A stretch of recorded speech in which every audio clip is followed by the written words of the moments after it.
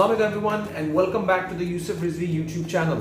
और आप लोगों के साथ मैं एक राउंड अप करूंगा of what happened throughout the week in the travel industry. So number one, सबसे पहले जो 737 मैक्स आपको याद होगा, जो एरोप्लेन जो इथियोपिया में भी गिरा और लायन एयर का जहाज जो इंडोनेशिया के अंदर जिसका एक्सीडेंट हुआ, उसकी वजह से जो था लोगों की 349 पीपल की डेथ हुई ओवरऑल, और उससे 349 फैमिलीज अफेक्ट हुई। तो जो उसके बारे में इन्वेस्टिगेशन हुई, इन्वेस्टिगेशन का रिजल्ट निकला और एयरबस के ऊपर $2.5 बिलियन का फाइन लगाया गया। उसका डिजाइन, उनका रीजन उन्होंने जो दिया, उन्होंने कहा कि जो प्लेन के बारे में जब उन्होंने इन्वेस्टिगेशन की तो उनको रियलाइज ये हुआ कि एयरबस ने जो इन्फॉर्मेशन शेयर की थी विद द इन्वेस्टिगेटर्स, जब वो अपनी सेक्शन कोर्स ठीक कराने के लिए करा रहे थे, जब सर्टिफिकेशन हो रही थी प्लेन की, तो उस वक्त उन्होंने डिजाइन फ्लॉ के बारे में इंस्पेक्शन करने वाली टीम को इंफॉर्मेशन प्रोवाइड नहीं की। उन्होंने प्रॉफिट के बारे में ज्यादा सोचा, जिसकी वजह से 737 मैक्स का बाद में डिजाइन फ्लॉ की वजह से एक्सीडेंट हुआ और उसकी वजह से इतने लोगों का नुकसान हुआ, उनकी डेथ्स हुई, और जिसकी वजह से 737 मैक्स ऑफलाइन हो गया। 737 max is now back online और उसकी पहली फ्लाइट जो है वो ऑपरेट कर चुकी है। तो उस 2.5 बिलियन में से $500 मिलियन जो है वो उन फैमिलीज को जाएगा जिनकी डेथ वो इथियोपियन एयरलाइन और इंडोनेशियन एयरलाइन के प्लेन क्रैश में हुई थी।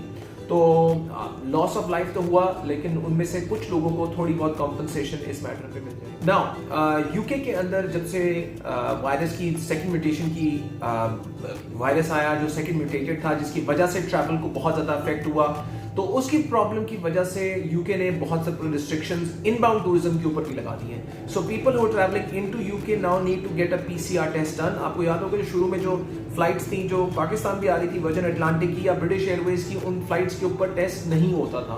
उन पे टेस्ट की रिक्वायरमेंट जाने की, पाकिस्तान से जाते हुए यहाँ पे टेस्ट की रिक्वायरमेंट नहीं थी, बट अब यूके भी अंडरस्टैंड कर रहा है और वो अब टेस्ट मैंडेटरी रिक्वायर करेगा from people who coming from into UK from around the world. उसके अलावा उन्होंने कुछ मुल्कों पे सख्ती से, अफ्रीकन कंट्रीज के लिए बड़ा सख्ती से बैन भी लगाया हुआ है ताकि वो वहां से ना आए, क्योंकि उनको एक नया म्यूटेटेड, एक और अफ्रीका से म्यूटेटेड वायरस है जो आ रहा है, जो they don't want it to spread into UK, and so that's why it is mandatory, जो रिक्वायरमेंट होगी बहुत से मुल्कों के लिए कि वो पीसीआर टेस्ट करा के जाएं।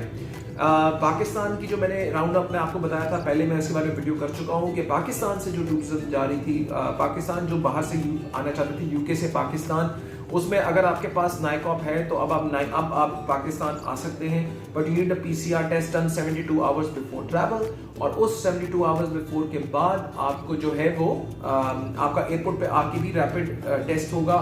If that comes out okay, you can go out and everything is fine, if not then you will be quarantine. So that is something that has happened.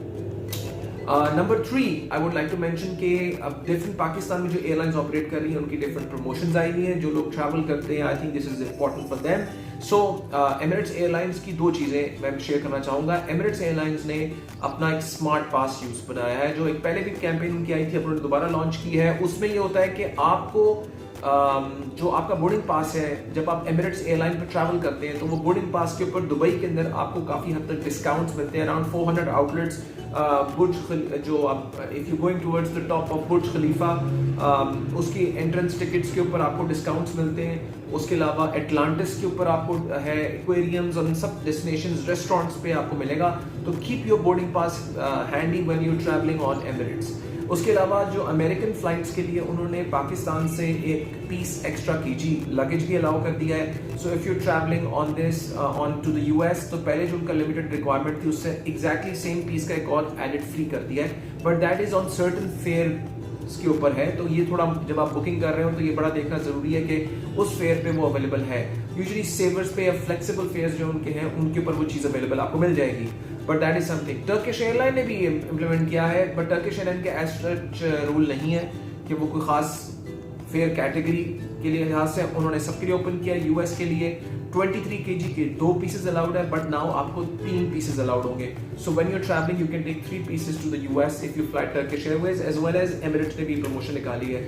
तो ये करंट राउंड अप है of the travel industry for the whole week. I keep you posted. Will do this weekly sessions जहां मैं आप लोगों के साथ एक वीक की पूरी अपडेट दूंगा कि पूरे ट्रैवल इंडस्ट्री में क्या हुआ, क्या क्या changes I, and we'll keep you posted. So thank you very much for tuning in and sharing with your friends, and subscribe to the channel if you want to know what's happening in the travel industry in Pakistan and about money, finance as well.